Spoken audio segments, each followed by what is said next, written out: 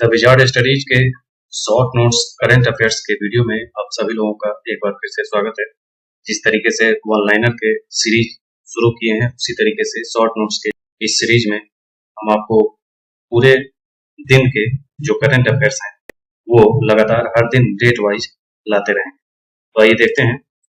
इसमें जो पहला टॉपिक है वो आरबीआई से है और ये कुछ चिंतनीय विषय है। बैंकिंग के क्षेत्र में धीमी वृद्धि से जूझ रहा है।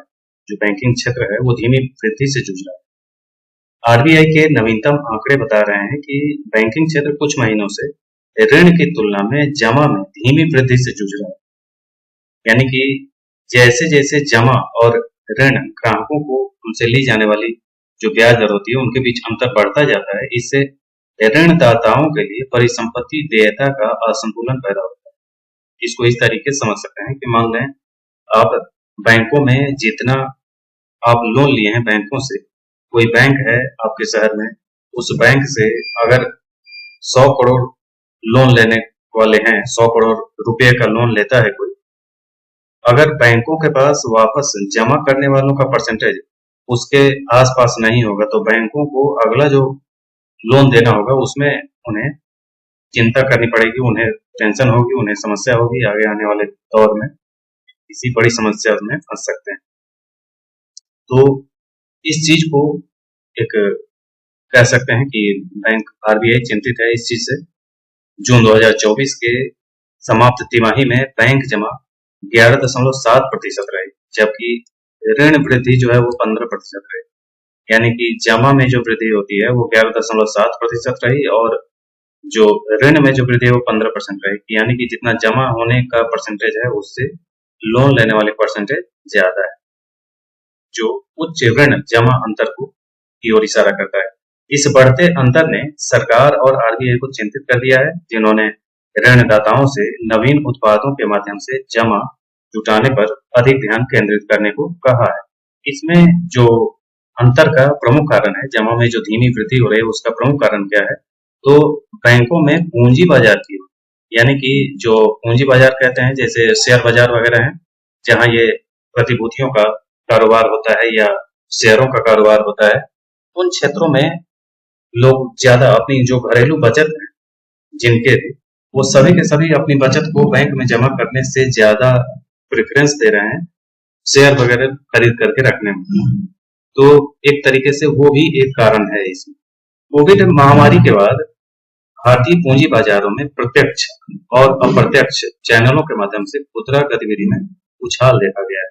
आर्थिक सर्वेक्षण 2023-24 के अनुसार दोनों डिपॉजिटरी के पास डीमैट खाता की संख्या वित्तीय वर्ष 2023 में 11.45 करोड़ से बढ़कर 24 में 15.14 करोड़ होगी।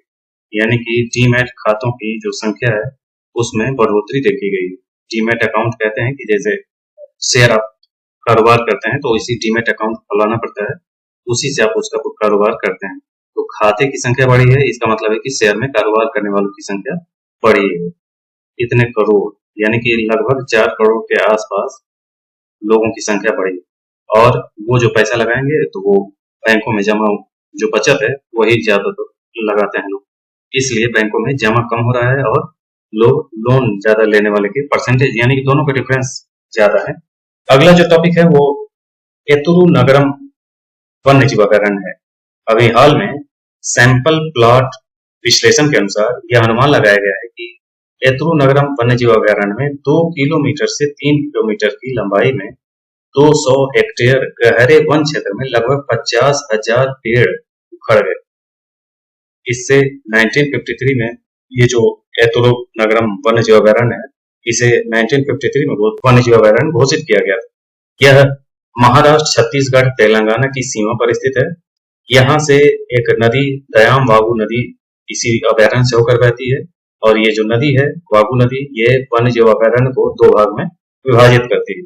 इसलिए इस पॉइंट को भी आपको याद रखना चाहिए। इस टाइम के पॉइंट एग्जाम में आ चुके हैं कि कौन सी नदी किसी अभयारण्य को 2 भाग में बांट रही है, इस टाइम के पेपर में आते हैं।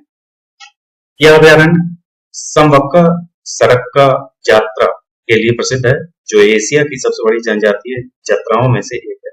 जत्रा कहते हैं, जनजातियों का महोत्सव होता है, वही है जत्रा।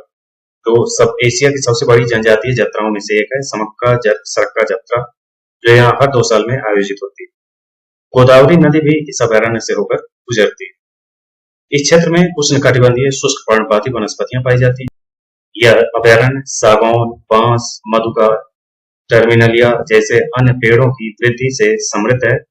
चढ़ने वाले पौधे इस अभयारण्य की लंबाई और चौड़ाई में प्रचुर मात्रा में पाए जाने वाली अनूठी विशेषताएं। अगला मुद्दा है अंतर्राष्ट्रीय साक्षरता दिवस। अंतर्राष्ट्रीय साक्षरता दिवस हर साल 8 सितंबर को मनाया जाता है, जिसे यूनेस्को ने 1966 या 1966 में घोषित किया था। पहला अंतर्राष्ट्रीय साक्षरता दिवस 1967 में मनाया गया और लगातार 50 वर्ष से भी अधिक समय से यह मनाया जा रहा है हर साल। 2024 का जो थीम था वह है बहुभाषी शिक्षा को बढ़ावा देना, आपसी समझ और शांति के लिए साक्षरता। 2011 की जनगणना के अनुसार भारत की साक्षरता दर 74.04% है, जो पिछले दशक में 9.2%, एक दशक से 9.2% अधिक है। यूनेस्को के अनुसार भारत को सार्वभौमिक साक्षरता प्राप्त करने में 50 साल और लगेंगे। यानी कि कहने का मतलब यह है कि भारत की साक्षरता पिछले आजादी के 75 साल बीतने पर 74% है। तो इसका मतलब है कि अगर साल दर साल देखें तो 1% हर साल के हिसाब से बढ़ सकते हैं, लेकिन उस तरीके से आकलन नहीं होता। लेकिन एक अनुमान है कि लगभग 50 साल अभी और लगेंगे 25% पाने में, क्योंकि बहुत धीमी गति से ये साक्षरता दर जो है वो बढ़ रही है। उल्लास जो कि नव भारत साक्षरता कार्यक्रम है, उसको एनईपी यानी कि नई जो शिक्षा नीति है 2020 की, उसके अनुसार 2022 से 27 के लिए इसे स्वीकृत किया गया है, नव भारत साक्षरता कार्यक्रम को, जिसका नाम है उल्लास। इसके बाद जो अगला टॉपिक है ये है ग्रैंड रेनेसा डैम। ये इथियोपिया, सूडान और मिस्र में हॉर्न ऑफ अफ्रीका में ग्रैंड रेनेसा डैम जल विद्युत परियोजना पर अपने दशक भर पुराने जटिल विवाद को सुलझाने के लिए बातचीत फिर से शुरू करने पर सहमति जताई है। तो ये जो हॉर्न ऑफ अफ्रीका है, ये अफ्रीका का जो किनारे का हिस्सा है। जैसे अफ्रीका आप देखे होंगे तो अफ्रीका का एक हिस्सा इस तरीके से सोमालिया वाला जो ये हिस्सा है, सोमालिया और इथियोपिया, इरिट्रिया, ये जो हिस्सा है, यानी कि इसी के बगल में सऊदी अरब वाला एरिया है, ये सऊदी अरब का एरिया है। तो ये जो हिस्सा है इसी को कहते हैं हॉर्न ऑफ अफ्रीका। तो हॉर्न ऑफ अफ्रीका में ग्रैंड रेनेसा डैम जल विद्युत परियोजना है, उस पर विवाद हो गया था, तो काफी समय से काम रुका हुआ। इथियोपिया की अगुवाई में 145 मीटर ऊंची यानी 475 फीट ऊंची ग्रैंड रेनेसा डैम जल विद्युत परियोजना जब पूरी हो जाएगी तो यह अफ्रीका की सबसे बड़ी परियोजना होगी। नील नदी के मुख्य जलमार्ग युगांडा, दक्षिणी सूडान और मिस्र से होकर गुजरते हैं और इसका जल निकासी बेसिन पूर्वी अफ्रीका के कई देशों से होकर गुजरता है, जिसमें इथियोपिया भी शामिल है, जिस हिस्से में यह बांध बनाया जा रहा है। इस बांध का निर्माण 2011 में ब्लू नील नदी की सहायक नदी पर शुरू किया गया था, जो इथियोपिया के एक हिस्से से होकर गुजरती है। थाईलैंड की नई प्रधानमंत्री अभी नई प्रधानमंत्री नियुक्त की गई है थाईलैंड में, जिसका नाम है पोएटोंग टार्न चिनावाट को प्रधानमंत्री चुन लिया गया है।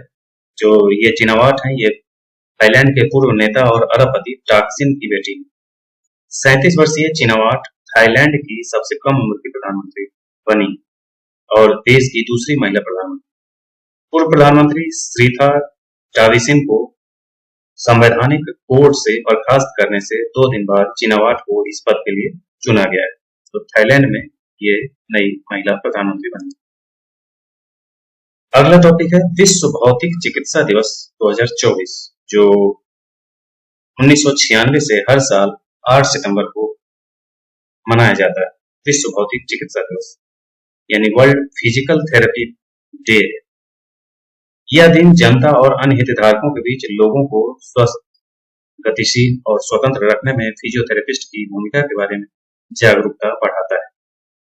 विश्व भौतिक चिकित्सा दिवस की पृष्ठभूमि देखें तो 8 सितंबर 1951 को लंदन, यूनाइटेड किंगडम में 11 राष्ट्रीय फिजियोथेरेपी संघों द्वारा वर्ल्ड स्थापना की गई थी।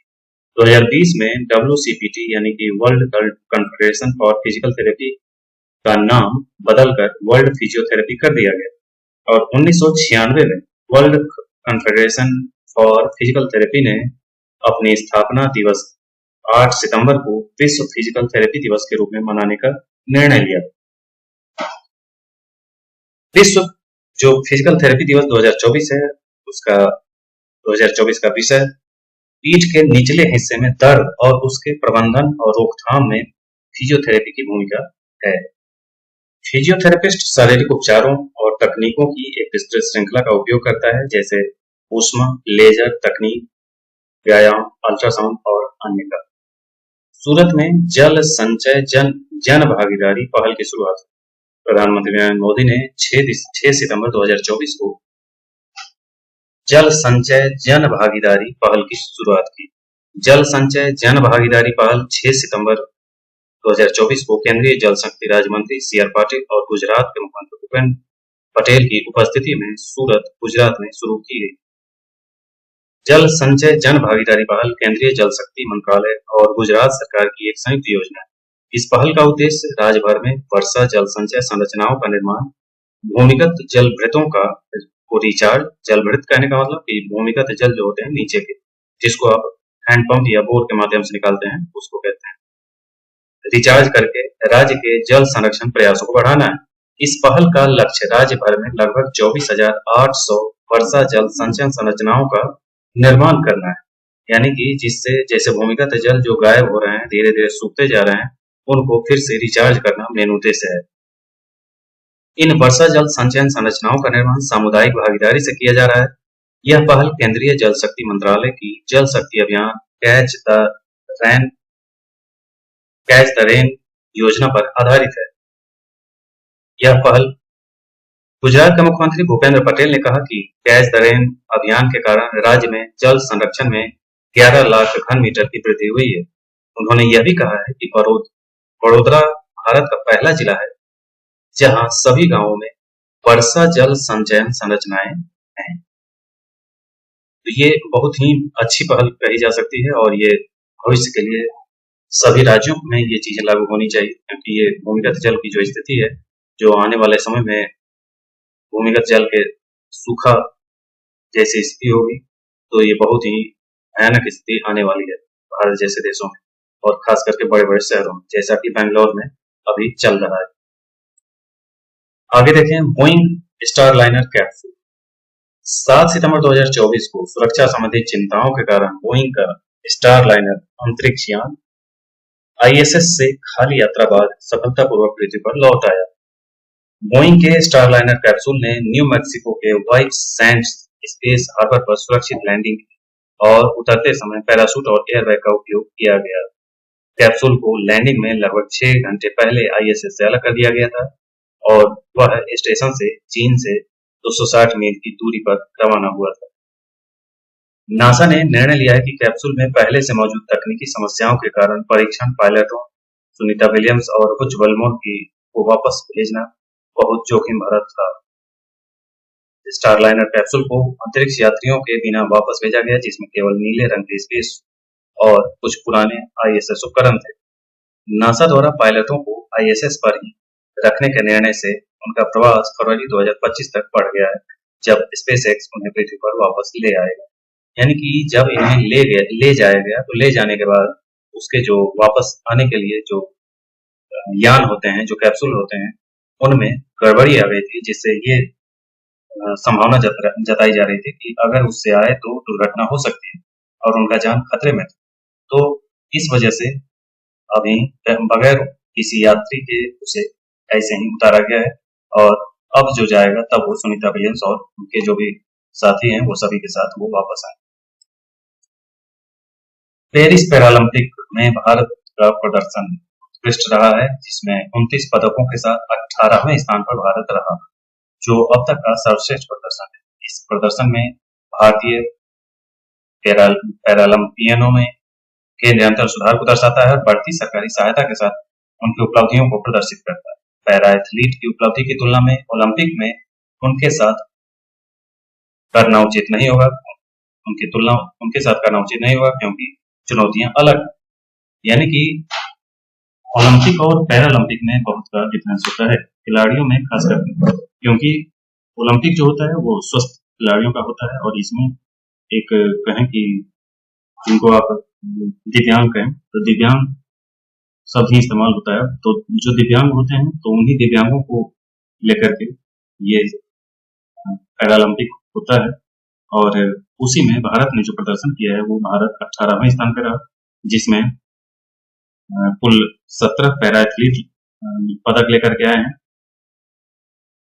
पैरा बैडमिंटन में 5, पैरा शूटिंग में 4, पैरा तीरंदाजी में 2 और पैरा जूडो में 1 पदक जीता है। 22 खेलों में 549 पदक स्पर्धाओं में भाग लेने वाले 4,400 से अधिक पैरा एथलीटों के लिए एक बहुत बड़ा प्रोत्साहन ये है कि इस बार 2 मिलियन से अधिक टिकट भी बेचे गए, जो एक बहुत बड़ा प्रोत्साहन है और पैरा स्पोर्ट्स के विकास और स्वीकार्यता में योगदान दे सकता है। तो ये बहुत बड़ी चीज थी और काफी उत्साहवर्धक खेल इस बार गुजरा। तो ये था आज का शॉर्ट नोट्स के वीडियो की श्रृंखला का वीडियो। इसी रंग के लगातार शॉर्ट नोट्स के वीडियो आते रहेंगे और कल मिलते हैं इसी रंग के अन्य वीडियो के साथ। आज के लिए इतना ही, धन्यवाद।